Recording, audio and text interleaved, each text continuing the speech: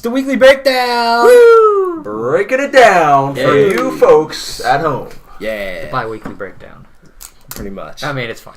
173, I believe. Tyler, Keith, Frank. And beer. Who's giving me a spank later. Absolutely. It's going to be the spanking of your life. Yeah. The spanking. I'm excited. No. That's no? Okay, fair enough. We got a lot we're going to talk about this week. We're going to talk about all the Microsoft news, some highlights of the Nintendo Direct, not the whole thing, but plus a few other things. Yeah. About Nintendo. Talk about some Anthem. We just saw Alita Battle Angel, which we'll talk about. Marvel and Netflix are getting divorced. And talk about some music news. There's some interesting stuff going on. Yeah. Alright. Whole bunch of stuff. So why don't we get into it? Microsoft, there's kind of two big, interesting rumors going on in the Microsoft world. Let's start with the first one. Microsoft bringing Game Pass and published titles to Nintendo Switch. That's what? Cool. I mean, it's... There's news later today that might make you realize why Nintendo's selling out to Microsoft. No. Yeah.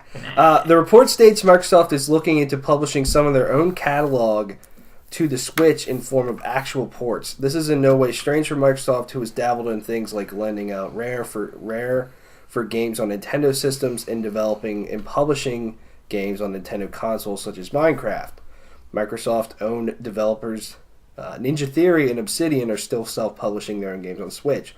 The game specifically mentioned in the report is Ori and the Blind Forest. Yeah, that one's cool. And then the Super Lucky Tales was one of the other ones. Additionally, the report goes on to say that Microsoft will be leveraging their announced Project xCloud streaming service to bring Xbox One games to Switch. While the Switch can't natively play, as a hypothetical example, Gears 5, it could stream it over the internet. Which, unless you have an adapter, you're going to do it over Wi-Fi. Oof. But, I mean... Maybe get that adapter if that's the way you want to play games. Yeah. Yeah. It's been suggested that the announcement of Game Pass on Switch could come this year.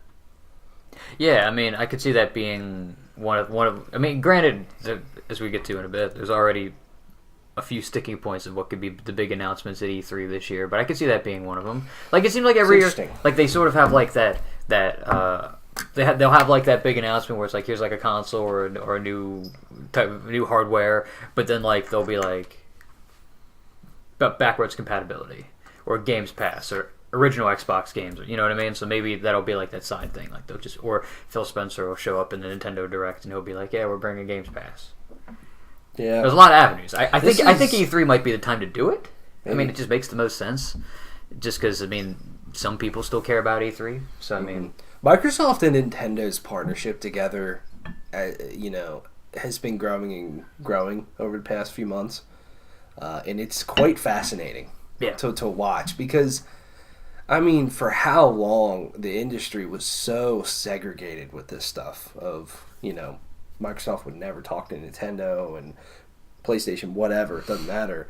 And now we're seeing with cross-play, with Microsoft and Nintendo's partnership, these walls kind of being broken down, which is weird. And I think Microsoft, from their standpoint, I feel like they don't give a fucking shit what you're playing on as long as you're playing on their games and using their service. Yeah. Like, it doesn't matter. Which, I mean, it kind of doesn't. I mean... And for Nintendo, that lacks the amount of third-party support that Microsoft and Sony get, this could be a help for them, possibly, too. Yeah, like, I mean, just imagine just, like, I mean...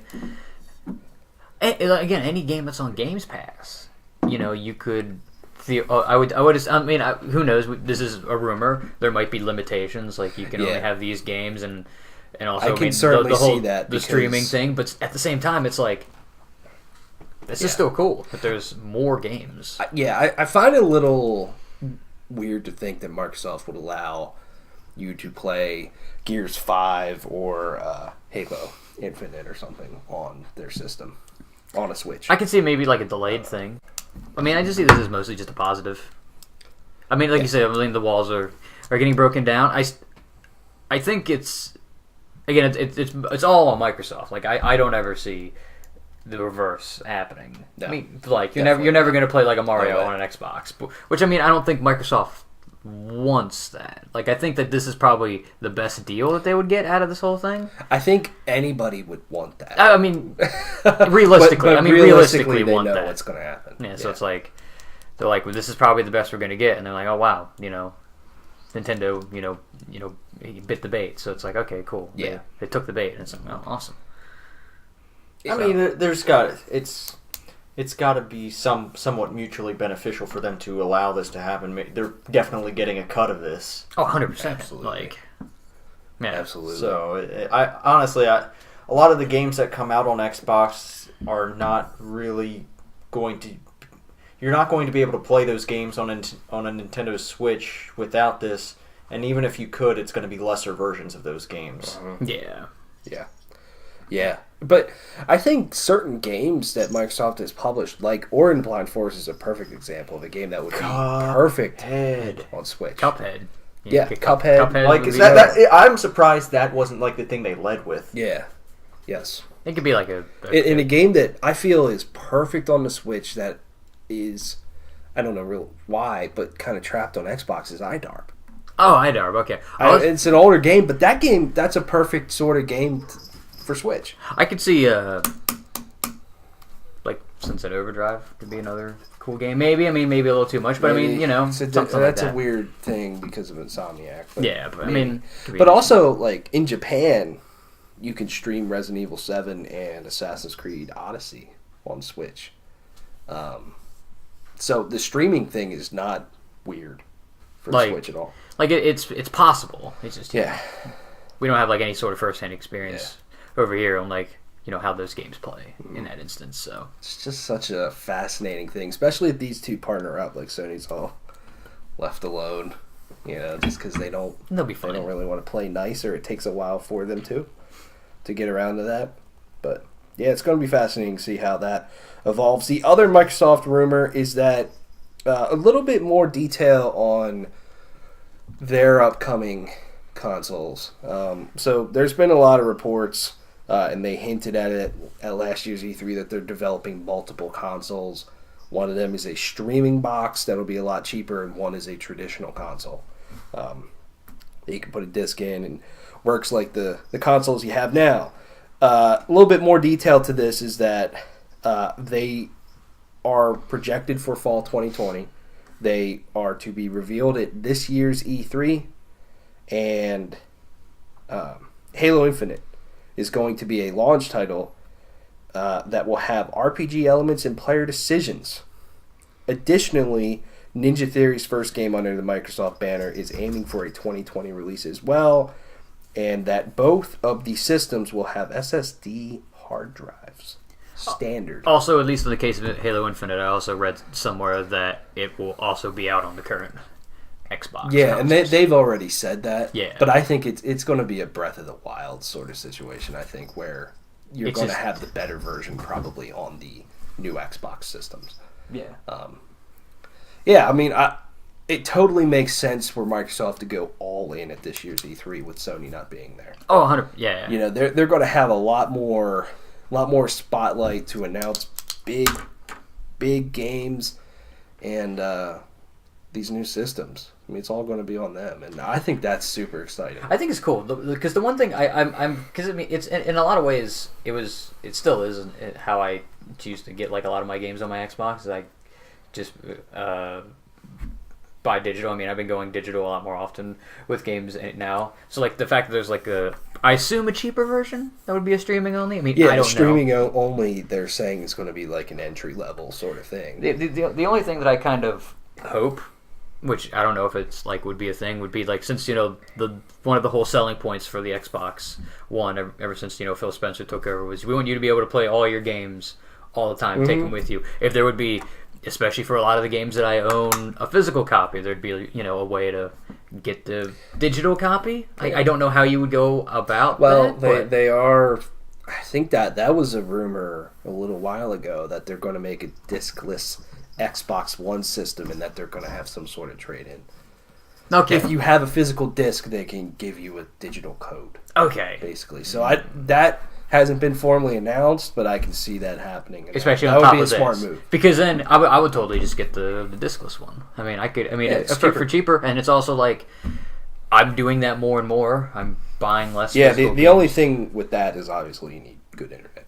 Good internet and But if you have solid internet, I think that's a solid choice. You know what I mean? What do you guys think about Halo Infinite?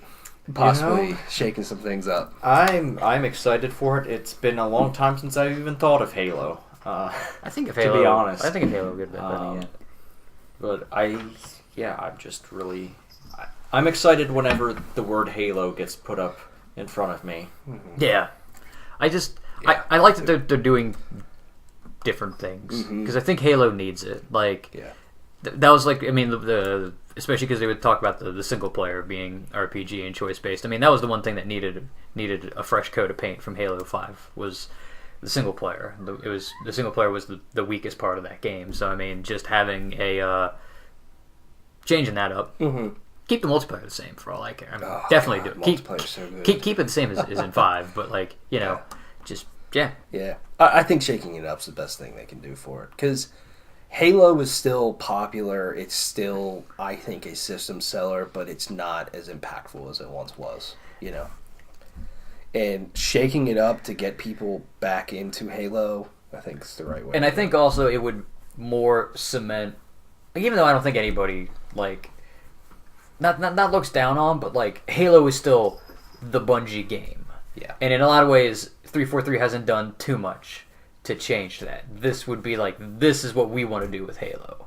This is why we should be the ones to do Halo, and why like not just have Bungie. Why like Bungie shouldn't have just kept it. You know what I mean? Like, I think that so them doing this crazy stuff would be cool. Yeah, agreed. It's going to be a very exciting E3. I think just to see. It's only February. Why are we talking about E3? Look, dude. Look. The year is divided into. The year is divided into two halves. E3, okay, there's 4 parts of the year. There's E3, and then there's waiting for the holidays when the games come out. There's the holidays, and then there's waiting for E3 to happen. That's the 4 times of the year, Frank. That's it. Yeah. The holidays are done. It's time to start looking at Y'all E3. are damaged. Ugh. I can't. I just don't think of it that way. Like, there are a lot of other things happening throughout the year that I think are exciting, especially GDC, which is coming up here pretty soon. I think a lot of I mean, I'm I'm joking. There is things, but I mean that's like those are the 10 poles of the year. Yeah, sure. If you want to look at it that way, fine, Keith. I'm not stopping you. I'm just saying that I'm not living my life that way. And you don't have to, Frank. It's a free country. It is. All right. It is. It wouldn't shock me if we hear anything out of GDC. Usually some rumblings come out of that. Of new Someone things. has loose lips. Yeah. Someone gets drunk at a bar outside of GDC and says something they shouldn't. Dude, I've been playing on the PlayStation 5. It's lit, man. Dude, I heard the PlayStation 5's coming this year. They're just being super tight-lipped about it. Did you see that Xbox 2 dev kit? Xbox 2. Yeah. You know, I would be so happy if they named it the Xbox 2. I've been playtesting Master Chief and Smash Brothers, man. It's awesome. Actually. Whoa, man, that cat's going crazy. That cat's crazy for the Nintendo Headline. lever. Nintendo button. Mm-hmm. Speaking of Nintendo, let's get into it. First of all, before we get to the Direct, Reggie Fils-Aimé is retiring from Nintendo after 15 years to be replaced by Doug Bowser. That Mr. is Bowser himself. That's perfect. That's It such a is perfect perfect. thing. Reggie Doug Bowser's first action as head of Nintendo was to sell Nintendo to Microsoft. First game that's going to be made under him, or the first one that at the E3 Direct is going to be Super Bowser Brothers for the Wii U. Bowser He's going to as a try to save brother? the Wii U. It's coming out for the Wii U. He's like, I think we got this. We can fuck the Switch. We can make the Wii U work. I don't think Bowser has a brother, though, man. You're getting me hung up on this. It's browser. It's like, browser. yeah. God. Internet Exploder. Yeah. Yeah, I mean, Reggie's been one of the faces of Nintendo, if not the face of Nintendo, for a very long time. He's been a fascinating guy to watch. Yeah, there are a lot of Reggie's my favorite person. distinctly Reggie moments. Exactly. During his time Yes. at Nintendo. Reggie's my second favorite person in games, right behind Phil Spencer. I just love how Phil Spencer just Yeah. carries himself, and then Reggie's right behind him. I mean, with saying we kick ass, we take names, and we make great games. Yeah. And My body is my ready. body is ready. That's the greatest thing he's ever done. Him fighting Miyamoto in Smash, that was pretty good. Yeah. Him getting lit on fire by Bowser, that's pretty good. Him talk about how the DS was selling better than the PSP, and him going, yeah, it's not my problem. I'm like, Yeah. God. He's been fantastic, and has been with Nintendo through literally some of their highest highs and definitely their lowest of lows. But I think he's going out on a high note because the Switch is a very successful platform for them right he's now. probably like, all right, Yeah. done. Yeah. Which, you know what, you can't blame him. Yeah. I'm eager to see how much of Mr. Bowser we see. They gotta play into it, man. They got to play into They it. just have to. I don't think, and I kind of mentioned this earlier. I mean, definitely not in any sort of official capacity, but I could see them just being for the fun E3 directs. Like Reggie shows up, like, hey, we'll give you a quick check. Here, just be in a video and promote. No, Reggie's locked up in Bowser's castle.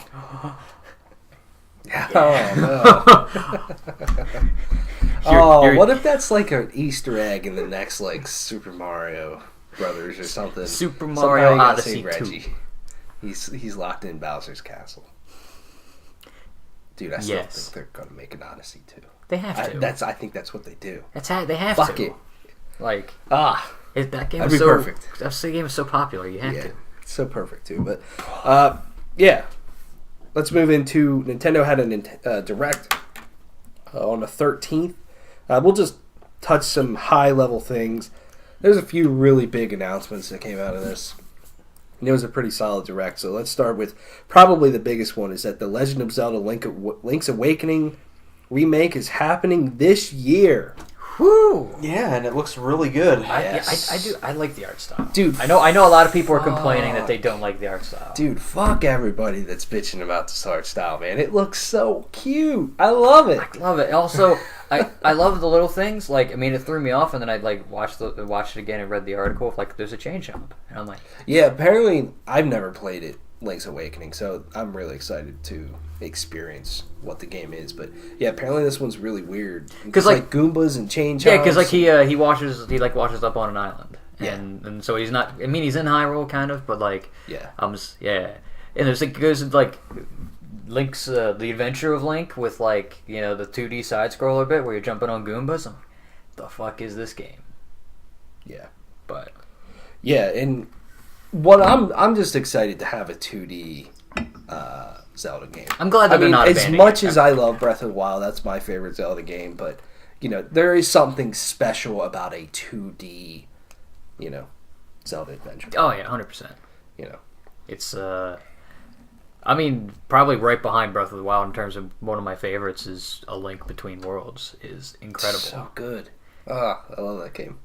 That's the only thing though with granted this is a remake, so you kind of get a free pass. It's going to be that. Granted, I'm assuming they're adding new things too, but the next official, if they ever do any more 2D Zelda games, you have to do something different, like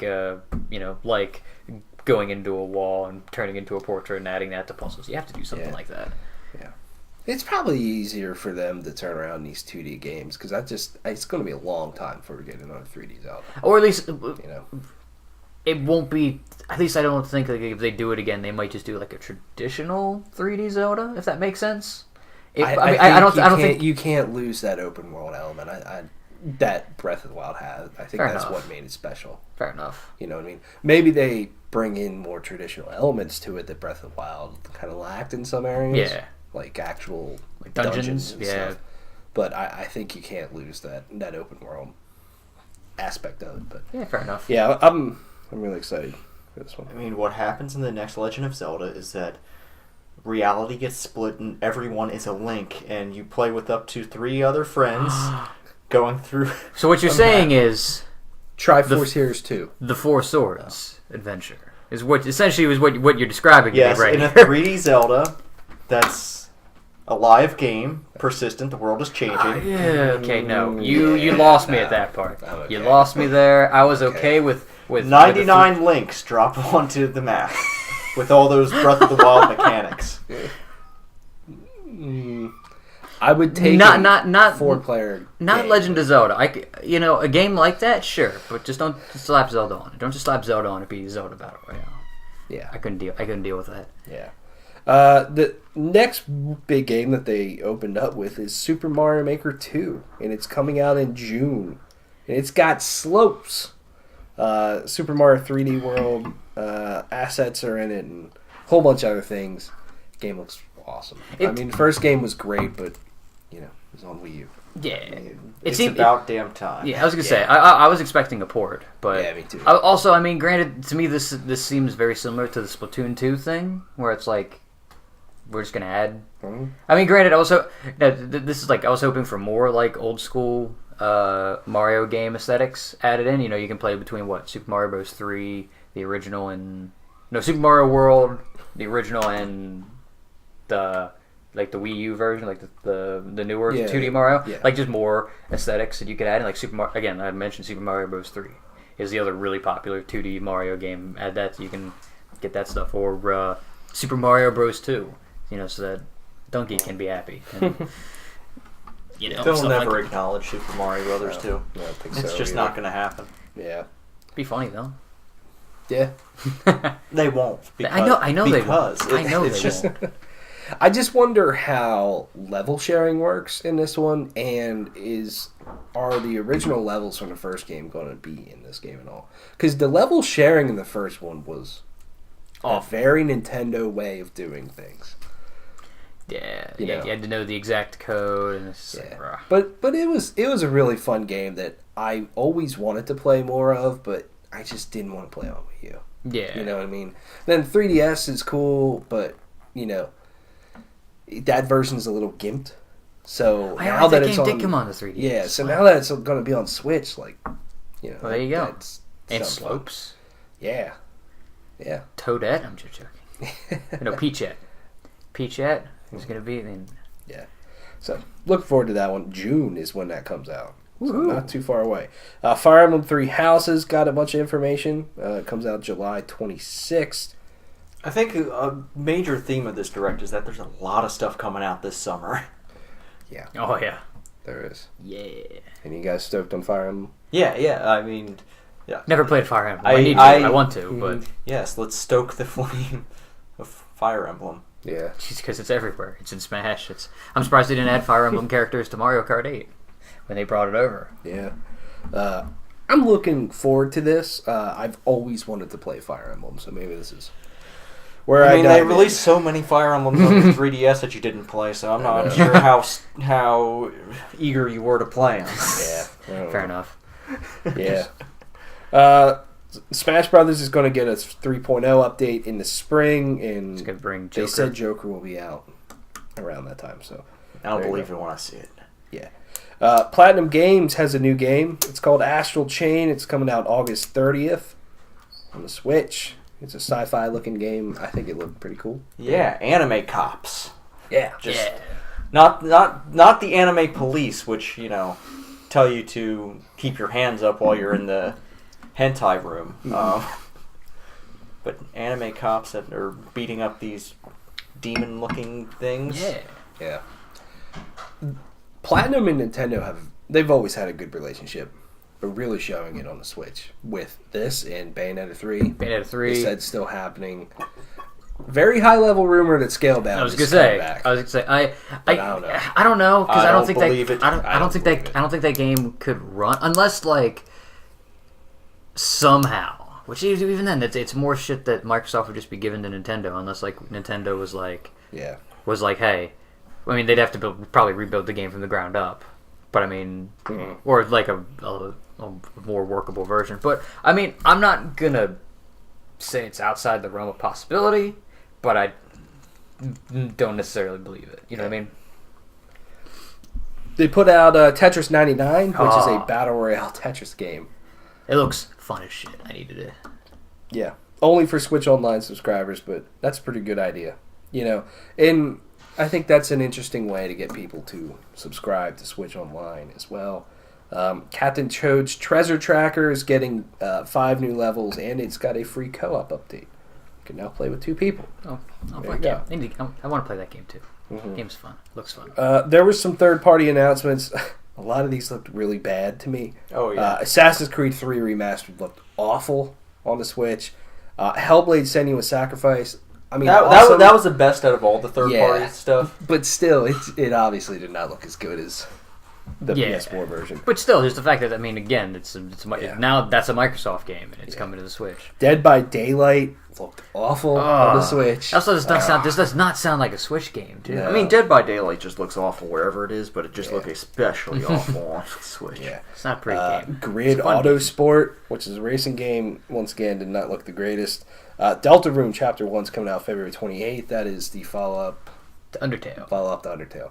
It's in an alternate universe. Yeah, I think it's a prequel, actually. Sort of. This game's fucking weird, man. It's like in an alternate universe, and whatever.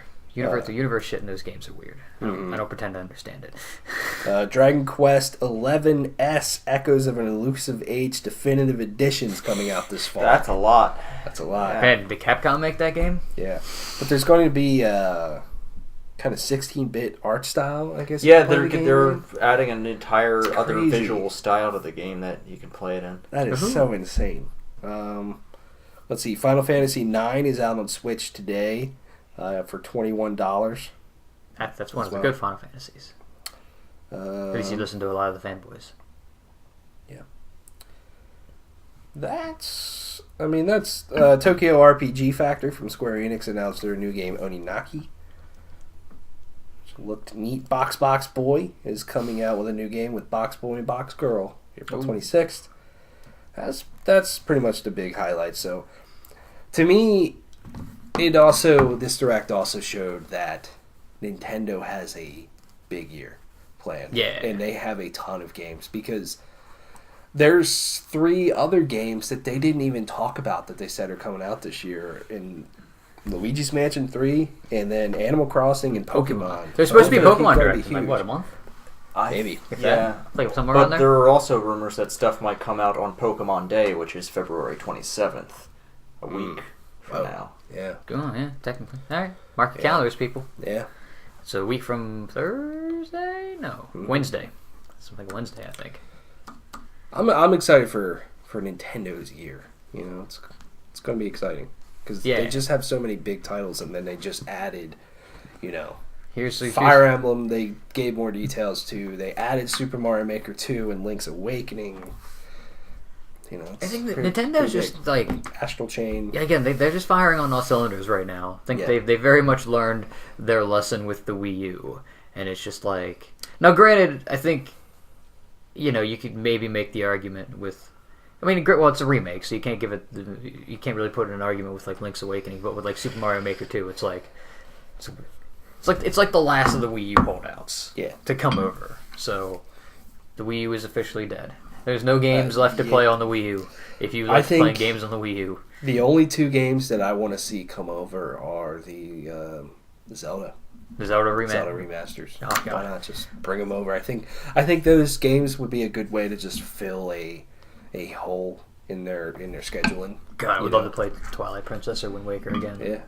Well, right now it doesn't seem like there's a hole in their schedule. No, I might be saving those. Yeah, just hold off a bit. Next year. Yeah, I think everything's coming out this year. Wait till next year. And Super Mario 3D World, I think you got to bring that game over. That game's so good. Aren't they? No, the new Super Mario Bros. Wii U. Yeah, 3D World. Yeah. Yeah. So there's those, and then Metroid Prime Trilogy, whenever the fuck that's going to happen. Yeah, Metroid Prime 4. I'm mad they didn't show off Metroid Prime 4 at the Nintendo Direct. Yeah, me too. I know that despite that game's being started over, they should have just showed something. I just wanted to see a title card again. That's all I wanted. Title cards sell games. Alright. All right. Let's talk about Anthem a little bit. Anthem is out. Yes, Just it came is. out. Again. Yeah. It's out whenever the fuck you felt like it.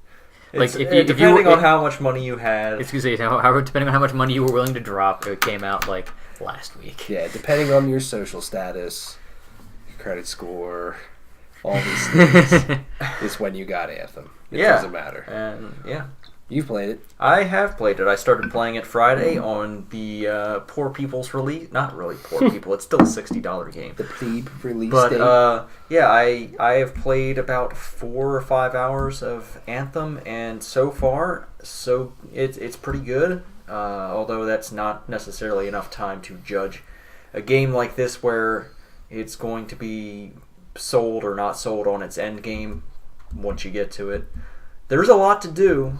There's a lot in there, but yeah, so far I'm having fun with the combat. I'm playing in the Interceptor Javelin, which is kind of like the assassin type thing. I just unlocked the Colossus, so I'll have to play around with that. Kind of polar opposites. I don't know. But yeah, I just think it's pretty cool. I do have a problem with not liking too many of the characters that are in it. There's a consistent personality across a lot of the characters where they all think they're funny or something, and it's just like, no, you're all trying way too hard at this one thing, and it's just doesn't come off for me. There's actually one character in particular that I hope that I need to die by the end, because his entire role is to gossip about every other character, and I'm like, I don't have time for your shit. God. Jeez. But actually playing the game is fun. I haven't had too many problems playing it. It seems pretty stable to me. The worst thing that's ever happened is that I had to see a loading screen twice because it didn't load me in the first time. There's a lot of those though in this game. Yeah, There's a lot of loading screens. So the day one patch is out. How are the loading times? They're not as bad. Well, I haven't really talked about it here, but Metro Exodus has a bad initial load. It isn't as bad as that. I'd say it takes good 45 seconds to a minute sometimes at its worst. But once you're in, sometimes you go into things called dungeons throughout the world, and that load time's maybe 10-15 seconds, which isn't too terrible. Mm-hmm. I mean, I have other things to do while I'm playing Anthem, such as taking notes about playing Anthem, so it's not too annoying for me, but I can see where people are frustrated. The one thing that I saw was loading screens are fine. I mean, I played Skyrim and I've played Destiny. There's plenty of loading screens in those games, but I heard a thing where if somebody gets farther ahead in a mission than you are, you'll get warped up, but it's a loading screen to get warped up, and I'm like, oh god, come on. Yeah. That's it's just a lot of waiting, but. Yeah. I mean, your experience is basically everything I've heard is that it's fun, but I've some of the more nitpickier things that people come up with. Apparently the story's paper thin. I think the story, what it's trying to tell you up front, is kind of not great. But I think the world they create, and they don't call it a codex like they do in any other fucking BioWare game. They call it a cortex. Which doesn't make no fucking sense to me. Just call it a codex, you motherfuckers. Oh my goodness. But there's a lot of interesting stuff in there to learn about the world, and in BioWare games that I like to read that kind of stuff and just learn more about it. And it's a very interesting world to me. Although the entirety of the map looks like the Emerald Grave in Dragon Age Inquisition. It's very much a forest. Yes. But there are some cool ancient ruins in there that kind of look like Dragon Age stuff, which has me a little bit confused. Are there other areas besides the one area that was open? Are there other habitats? You're still super early. I played 4 or 5 hours. I haven't come out of that kind of stuff. Fair enough. I mean, there's some indoor stuff that's different. So there's some cave stuff that's different. But actually, outside flying around from point to point, a lot of it does look very samey. Well, there are some cool landmarks. Yeah. Okay. Mm-hmm. Yeah, it's like I guess before this day one patch, the load times were brutal, and I mean the load times were brutal read, in the beta. Yeah, the load times were awful. They were awful. Sometimes you just wouldn't leave them. That's the game. Yeah.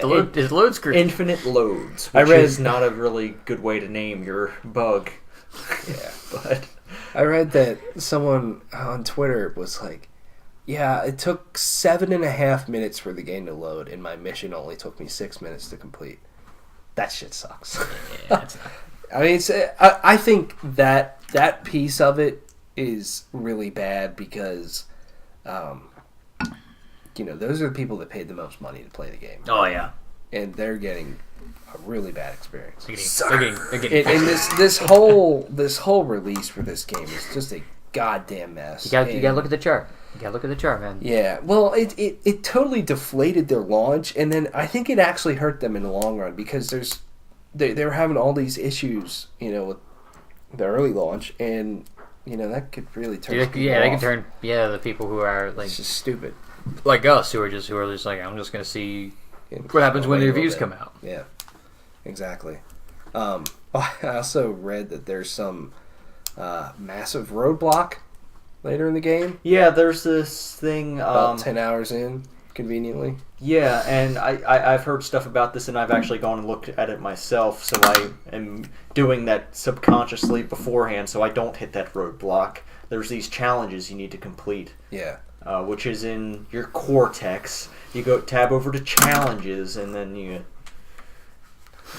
Yeah, it's a whole thing. It's so dumb. Like, basically, you have, like, one piece is, like, you have to open treasure chests. But if you're in a group, it won't count if you weren't the one to open the treasure chest. So you have to do it again okay. And apparently it's like a random spawn or something, like a timed thing. So if you load out, load back in, it might not be there, or someone else might grab it. Just bad shit. Bad. That's like Bungie Destiny 1 era, like, stupidity of design. Didn't it used to be like... But here's the thing. I heard a patch now. I don't know what part is like. Now that stuff unlocks at level 3. Like I heard that it unlocked later. Yeah, maybe. Originally, like that stuff unlocked like because at level 10. Yeah, because what those things unlock are these things called temples. Okay. And it's a story thing, but right now I'm level 8, and I heard by the end of it you'll be like level 20 something, 21 or something like that, low level 20s. So at level 8, I already have 2 of those challenges done. Oh, okay. So, and 5 hours into the game. So who knows? Maybe by the time I get to that 10-hour mark, I will have everything done. Especially now that it's consciously in my head where I'm like, oh, there's a treasure chest. I have to rush over there and open it before somebody else decides they're going to do it. Yeah. But still, that's lame. It's a weird thing. It's lame. Oh.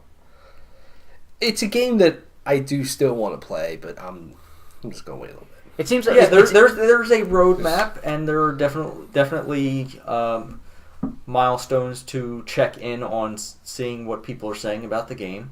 So yeah, because I think that sort of thing. It's kind of like a lot of like how in some ways, sort of sadly, a lot of games are. It's it'll be a much more full experience 6 months to a year down the road. You know what I mean? So yeah, and I don't know. We'll see with Anthem for sure, because it's kind of had a poor launch. I think it's a rocky. Definitely. I think this is definitely the messiest launch EA has had since Mass Effect Andromeda. Absolutely. Yeah, and they're lucky they have Apex Legends right now. They really, really. I mean, I think it's messier than Battlefront. Yeah. Okay. Yeah. Well. Battlefront was a huge turd in the punch bowl, right?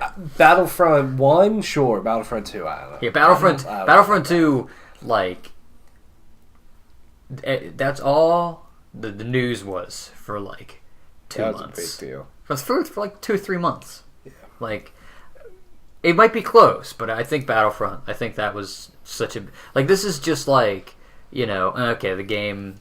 Maybe needed more time. That was like, we're going to put a conscious decision in the game to mess with you. You know what I mean? Like, I don't know. But it just seems like EA is bound to have a disastrous launch once a year.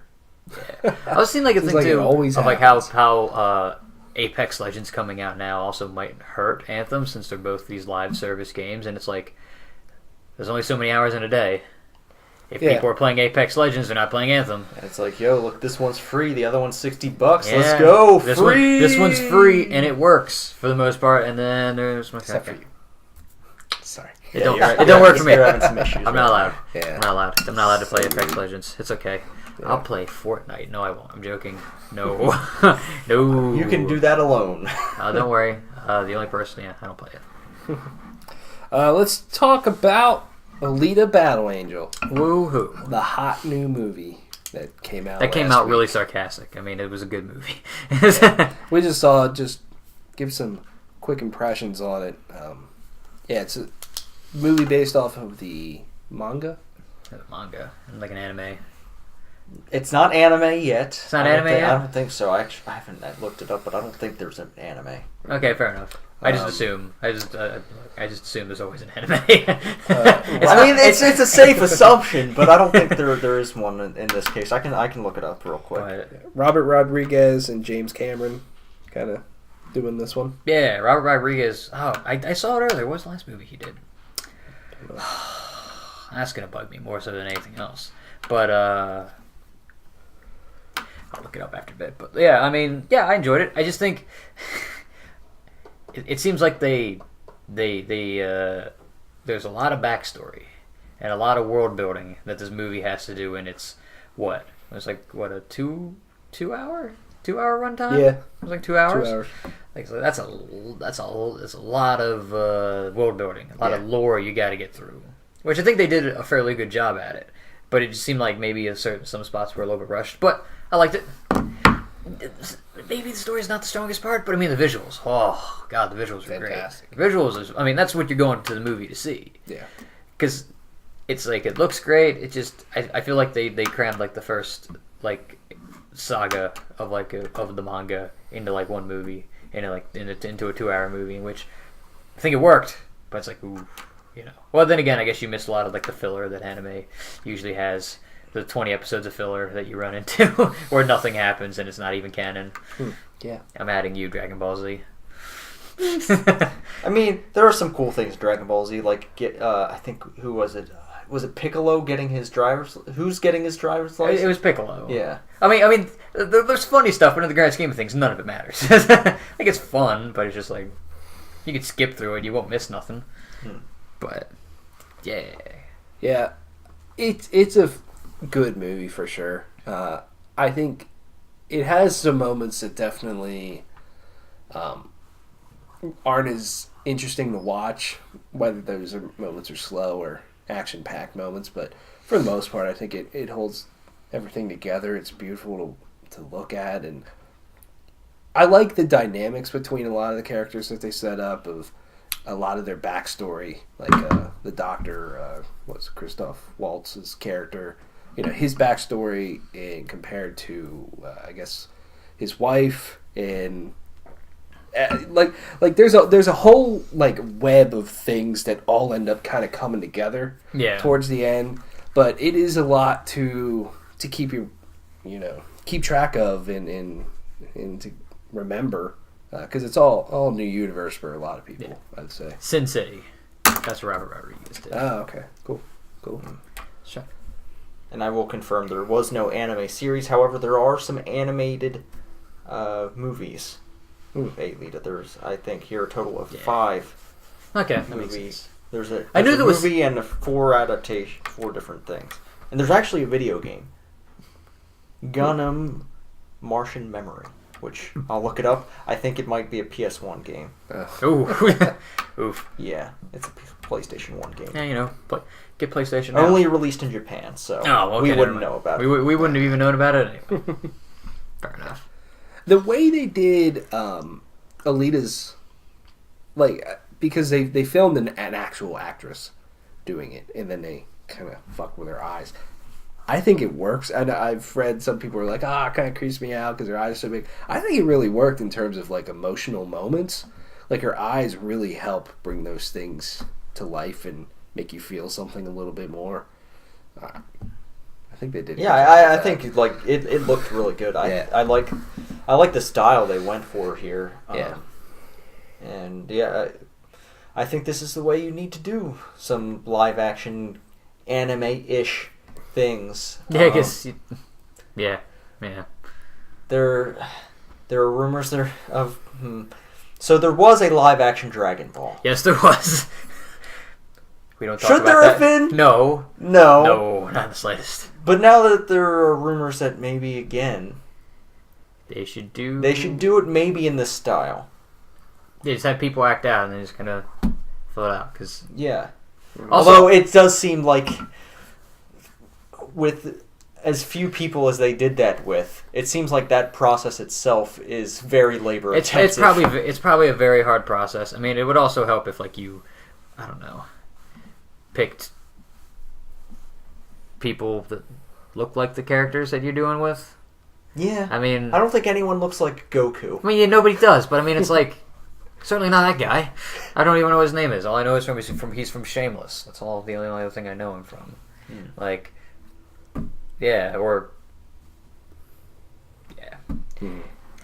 Dragon Ball is another weird one. I don't know if you could do it in a single movie. I don't know if you could do it. You can't. You'd be nope.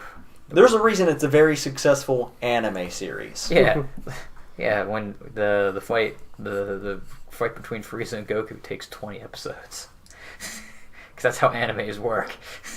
It's a good fight. I mean, it is. It's a very good fight. It's just, whoa. When I saw that, I was like, I watched that when I was a kid. How did I do that? I mean, I have ADHD. How did I sit down and do that? But Alita. I really want to see what they do next because Hopefully I hope they get to do another one because I'm very interested to see where it goes. Yeah, me too. Because it felt like the last 20 minutes, maybe they were throwing a lot and putting a lot into this, and I was like, when it was getting towards the final moment where it ultimately ends on, I'm like, holy shit, they're really cramming in a whole bunch of stuff here at the end. But I hope that they do get another shot at it. They had a massive budget for this movie, and so hopefully they can. I mean, I think it just came out this week in China, and apparently it's doing well in China. So I mean, hopefully they can make up some money there. I think it's just a weird movie. Yeah. For Americans to get into. Yeah. I mean, granted, the marketing campaign for this movie didn't get started, I guess, in full force until maybe 6 months ago. But I remember seeing trailers for this movie back when a long time ago. They delayed it. I think it was when The Last Jedi. Yeah. Might have been one of the first times that I saw her, right around The Last Jedi / Yeah. And you can tell. I mean, there's so much detail in so many of these visuals. That you can tell that took a lot of time to create, especially a lot of the. Because it's a really weird world of these robotic cyborgs playing this game called Motorball, which is kind of what everybody is trying to do to compete to get to the higher place if they win. Which it's a really interesting world, just different, but you can just tell that it's a lot of money to pull off something like this to the level that they needed to do it to really sell people on it. But then you gotta. Because it is so different, you got to have a really big marketing campaign for it to get people to get interested. But I hope they get another shot because it was good and a lot of the characters are really cool, and I think the backstory of Alita is kind of fascinating too. Just this whole Great War and the fall, and they're fighting on the moon, and there's this Mars Republic, and I'm like, Might cool. I suggest you watch some anime? I mean, Gundam to be specific. Okay, Gundam, yeah. Gundam's a good one. It's Gundam Fundam to watch. Yes, it is, absolutely. Yeah, so we're just going to steamroll through that bad pun and be like, yes, it is. Yeah. All right. Let's move on to Marvel and Netflix. Been talking about this for a little while now, but they have officially canceled The Punisher and Jessica Jones. All these Marvel Netflix shows are no more, besides Jessica Jones Season 3 coming out, but that will be the final season. And apparently they filmed it as if it's the final season, so there might not be any big it won't feel like there's more to happen. Like specifically Luke Cage and Iron Fist and a little bit the Punisher. I think the Punisher. I think when they were making that, they kind of had somewhat of an idea that this was happening. So I feel like it does kind of wrap up somewhat all right. But yeah, it's a shame. I mean, these Marvel shows were very much a core pillar of Netflix. That's what got me into Netflix. That's what got me into Netflix. That's why I bought Netflix. That's what a lot of people were into Netflix for these shows, because those first seasons of all of them, minus Iron Fist, were incredible. Yeah. And it's like, man, what else are they going to do with this? Are they going to do another Defenders team up, or other characters going to get their own show? Daughters of the Dragon sort of thing, or Heroes for Hire. Yeah, like who knows? But now I just feel like it is all kind of crash and burned, probably because of Disney's streaming service around the corner. Even though Disney keeps saying it's up to Netflix for these shows, but let's just say, I think Netflix just doesn't want to make shows for Disney when they're going to be competing with them. Yeah, very soon. I think there is a chance. Now it's going to be down the line, because I think there's a contract involved, where eventually they could resurrect some of these shows or these characters and other things. So maybe like Hulu, since I guess technically now Disney also owns Hulu since they bought Fox. So they'll have the majority stake in Hulu. Well, yeah. So I mean, they're already making the Offenders. Mm-hmm. That's coming there. The what? The Offenders. It's a bunch. That sounds wrong. Yeah, it really does. I mean, it's a bunch of even like Guardians of the Galaxy level, like deep cut characters. Worse than that. Like, I have no clue what any of these. I've heard of. This sounds like you just pulled some people out of jail and were like, okay, you can go do this. Yeah, I mean, this is like Marvel Suicide Squad. But like less than. That's essentially what it is. But even less than that. Yeah. So I mean, maybe like a lot of these can be revived there, or I don't think it would ever happen. But if they ever wanted to bring at least especially with Jessica Jones and the Punisher and Daredevil, if they ever were like, let's make a movie, they could maybe get away with it. I mean, maybe just do a Heroes for Hire instead of doing either Luke Cage or Iron Fist. But I mean, I think the contract, if I read somewhere, it's definitely at least until I think 2021 or 2022 is when Marvel and Netflix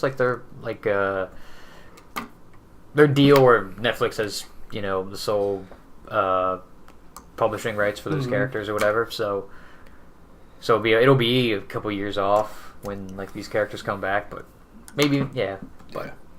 And I do think that this could hurt Netflix a little bit, because there's so many people that were into them, but at the same time Netflix is putting out so much shit constantly that maybe there's something else that'll catch your eye to keep you subscribed. I mean I keep hearing good things about I didn't watch The House on Haunted Hill, or it's the other one that came out recently. I mean, there's the Umbrella Academy, which apparently a lot of people like. Or that's weird. Or the Russian Doll. Doll is another one that's getting all kinds of great reviews. So I mean, it's not like there's a lack of content. It's just that part of the issue with Netflix is that there's just so much. Yeah, definitely. So much that's ultimately really going to get lost. Yeah, forever. I think the other thing that's a shame about this is that some of the talent they got for some of these characters is just fucking perfect. Yeah. And I hope that if these characters come back in the future, if Hulu does it, Disney, whatever, it's those actors and actresses. Because John Bernthal as the Punisher is perfect. Matt Murdock. Charlie Cox was great. Kristen Ritter is great. Yes. Michael Coulter? Yeah. Michael Coulter. Yeah. Danny Rand can be redone. I mean, I think Finn Jones, he got better. He got better, but there's other people that could probably do a way better job. Yeah. So Iron Fist is a show that needs completely 100% rebooted from the ground up. That's not a show that I'm like, please do a season. Or do it. Even though season 2 was better, it left off in an interesting place. It got off on a really bad start. Or let it go forward with what's her name? His girlfriend? Kristen. What's his girlfriend's name? Something about Iron Fist. It's Iron Fist. It's his girl. No, it's not Christy. That's the cop. No, that's Misty. It's Misty. Um, Oh, but you know who I mean.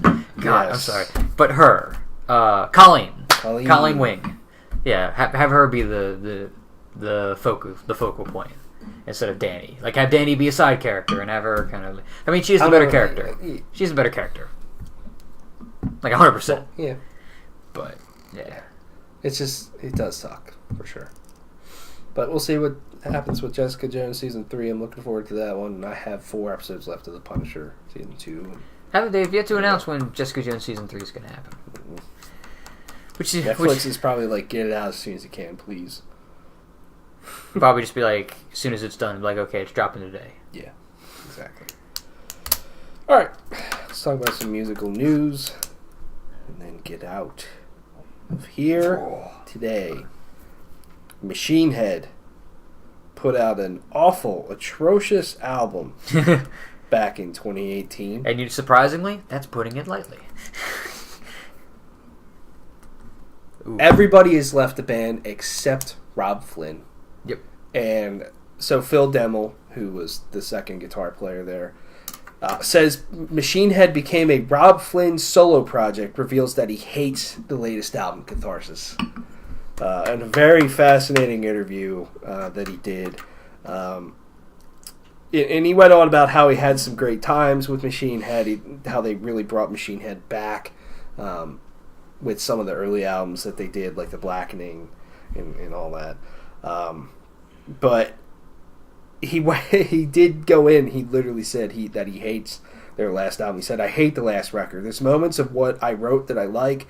I wrote most of the music to California Bleeding, but then Rob wrote the lyrics on top of that, and I just wish that me and Dave talked about it like, fuck, I wish I could take my wrist back. I remember that's a really bad song, California Bleeding or whatever.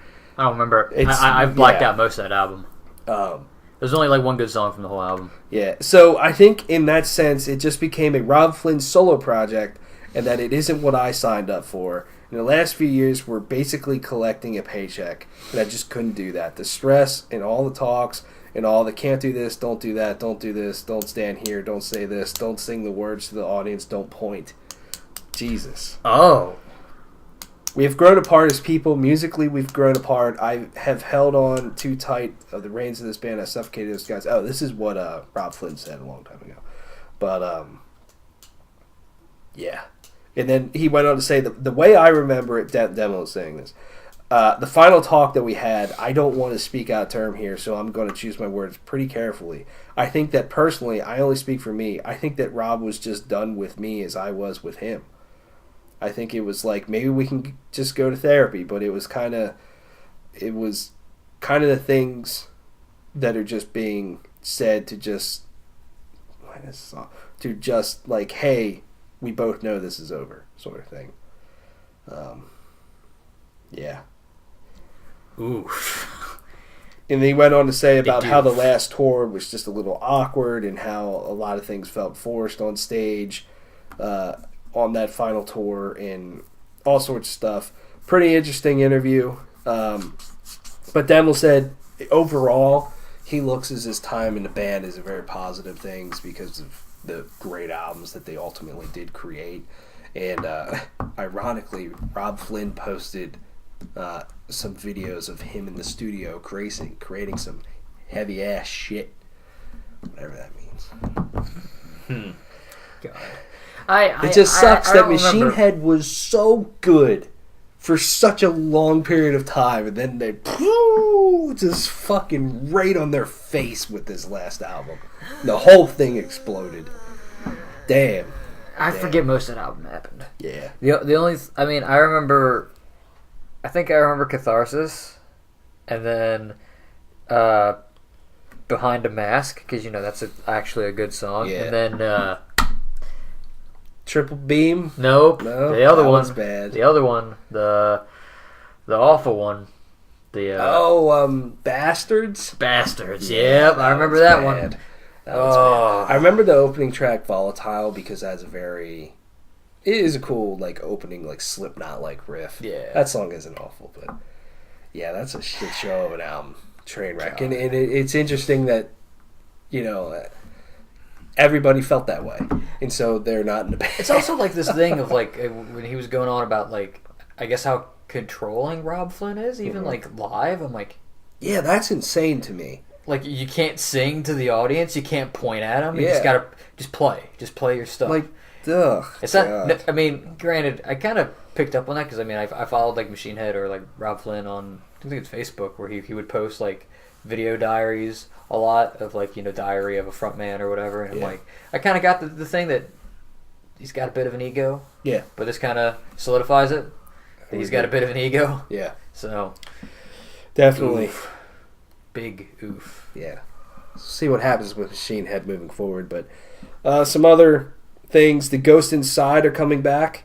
The Ghost Inside they're a great band. They got into a really bad accident in the fall of 2015 where their bus and a tractor trailer went head on, and I think both drivers ended up dying, and many of them have been sidelined with injuries and just trying to come back for that this entire time.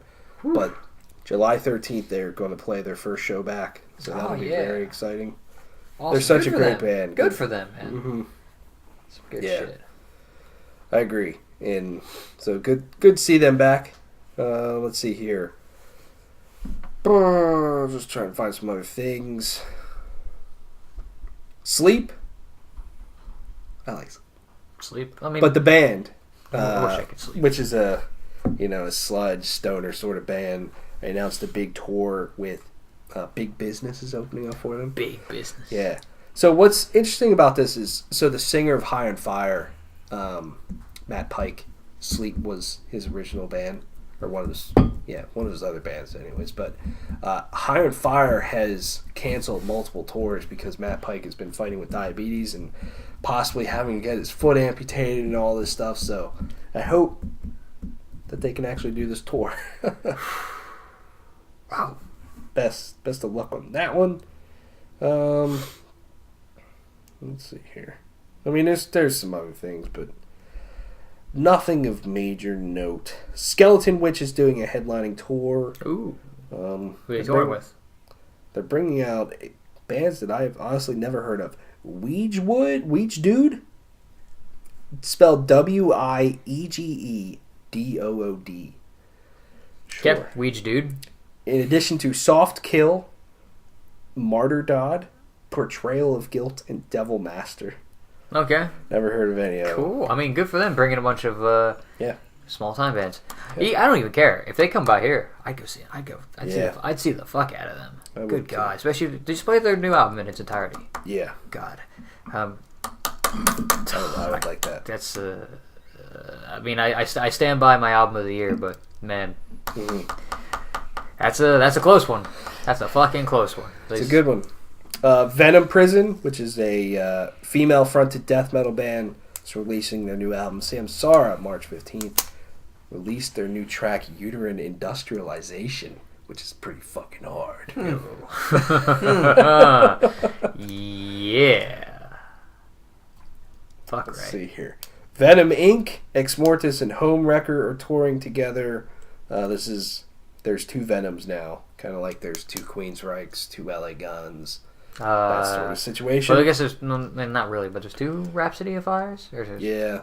Sort of? There was that band confuses the shit out of me. Because there's Rhapsody, and then they changed their name to Rhapsody of Fire, but then there's another dude's Rhapsody, and I've lost control on what that was. Yeah. That's it. Not a whole lot going on with that. Big tours potentially to be announced as well. So there was a rumor of Alice in Chains and Korn touring together.